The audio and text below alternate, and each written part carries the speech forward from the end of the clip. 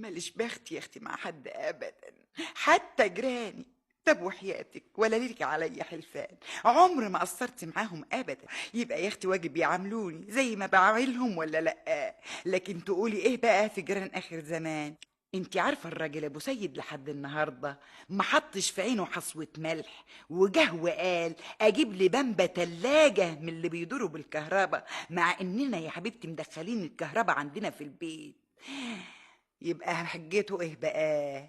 واقول له كده يقول لي على قد لحافك مد رجليك. يا راجل، هو انا طالبه ايه؟ ابعديه دي حته تلاجه. ربنا يقدرنا يا بامبا. هو انت فاكره يعني في راجل ما يحبش يشوف بيته فيه كل حاجه يا بامبا؟ غيرش بس العين بصيره والايد قصيره. وصبرك بالله يا ستي، بكره نجيبها. اما جاتش النهارده تيجي بكره، وربنا يقدرنا ونجيبها يا بامبا. طب اسكت اسكت اسكت، اصل اللي عاوز يجيب كان جاب من بدري يا اخويا. معلش يا بامبا، ربنا يقدرنا ولا ايه يا بامبا؟ وحياتكم وسكت بدل ما يعملها لي قصه ويغلطني.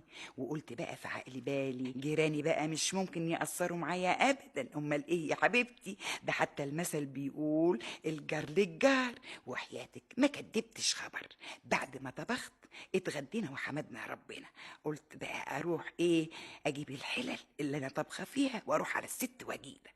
اهلا وسهلا يا خالتي بامبا. اهلا بيكي يا حبيبتي. بقول ايه والنبي يا اختي ولو فيها رزاله. العفو يا خالتي بامبا، انتي بتقولي ايه؟ ده احنا جيران. يعني بقول لو يعني كنت تحط الاكل ده عندك في التلاجة. بس كده من عينيا يا خالتي بامبا. وبعد شويه يا اختي لقيت لك السيد جه، رحت بعت البت فاطمه بنتي بطبقين على شقه الست وجيده عشان تغرف له غداه. ست وجيده الله يسترها طلعت الحلل من التلاجة، والبت قطوطه غرفت اكل سيد ورجعوا الحلل تاني في التلاجة. وبعد شويه جه ابو سيد، رحت بعت البت تغرف لابوها برضه الاكل اللي احنا شايلينه في التلاجة عند الست وجيده. وبقى يا اختي كل ما يجي حد من العيال اروح اخبط عليها واغرف للعيال.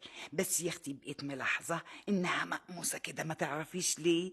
وبعد شويه سمعت ان في الجمعيه في فراخ، رحت جري نازله على الجمعيه وجايبه جوزين وراح بيهم على الست وجيده.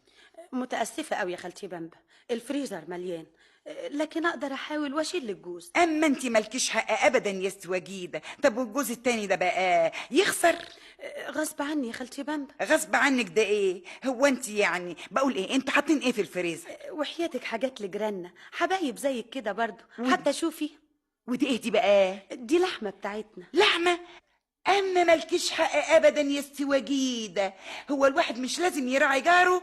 طب واللحمه بتاعتنا؟ تطبخوها يا حبيبتي تاكلوها.